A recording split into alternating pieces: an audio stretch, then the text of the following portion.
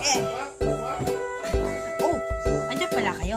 Ngayon ay papakita ko sa inyo kung paano maglaba gamit ang aming washing machine. Una, ihanda ang mga sabon at fabric conditioner na gagamitin. Pangalawa, ihiwalay ang puti at dekolor na damit. Pangatlo, unahing labhan ang puti at ilagay sa washing machine.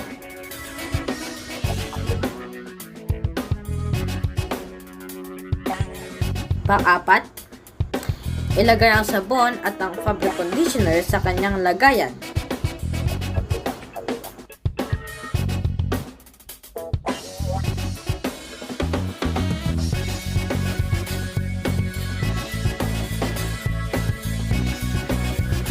Panglima, iset ang washing machine base sa gagawing paglaba.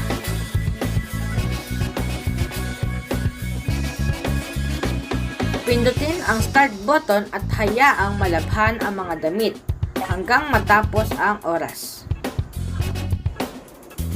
Daddy, anong ginagawa mo? Naglalaba. Pangpito, kunin ang mga damit sa washing machine at isampay sa sampayan.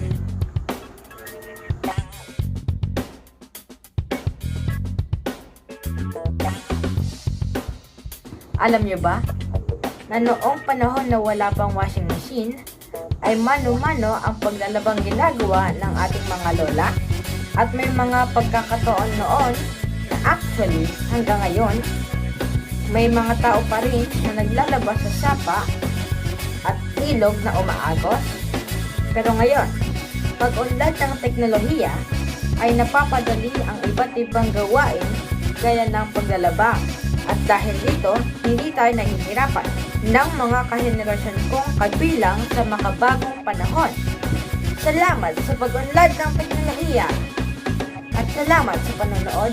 Hanggang sa muli. My name is Cedric, signing off.